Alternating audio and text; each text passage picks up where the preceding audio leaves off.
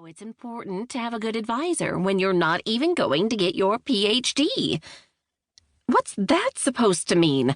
I ask, then mentally kick myself for giving her an opening to share yet another unwanted opinion. This psychology thing, sociology, I correct her. A sane thing. It really isn't, I tell her in a sharp tone. Whatever.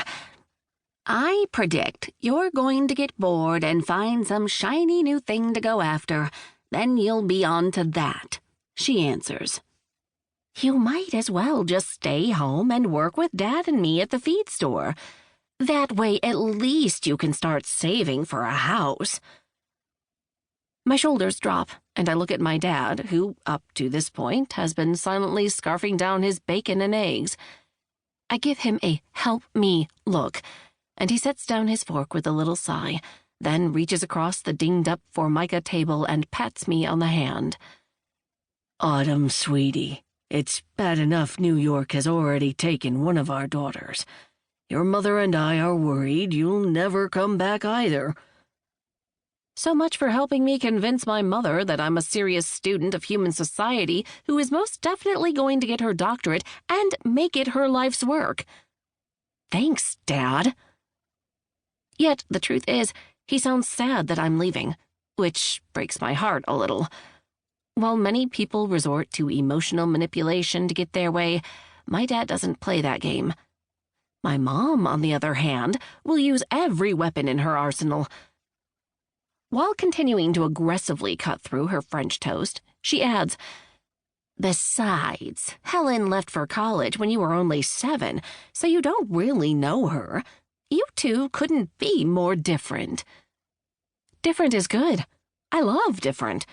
Plus, think of how well we'll get to know each other while I'm living with her. And not here, constantly hearing how I'm making the wrong decisions or not living my life fast enough. So much for those inspirational t-shirts that proudly declare life isn't a sprint. My sister is spearheading a prestigious new dog show in Manhattan and asked me to come there and help launch it.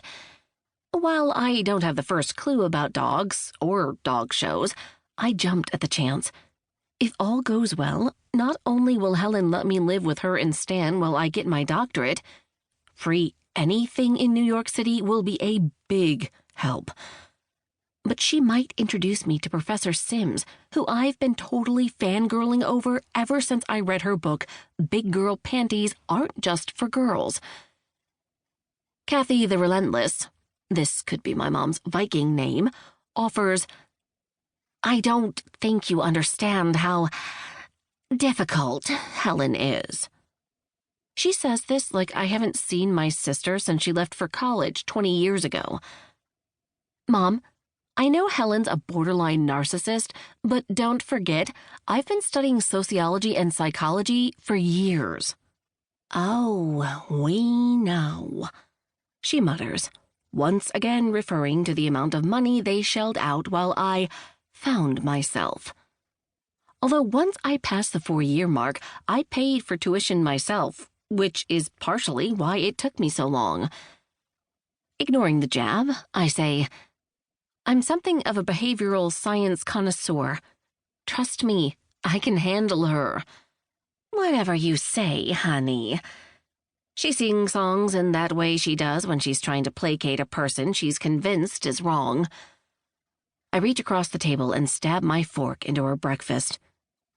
Most parents would encourage their children to form a closer bond. 2 can play at this game, Mom. I love you and your sister very much. She pushes her plate to the middle of the table so I don't have to reach as far to help her eat her meal. Having said that, I see you both for who you are. In Helen's case, that's a highly strung, social climbing woman of a certain age who cares way too much what others think of her. That can be hard to take in large doses. Wow. If that's how she loves Helen, how the heck does she love me? Also, woman of a certain age? Helen's 38. New York's a big city, and while I plan on honoring my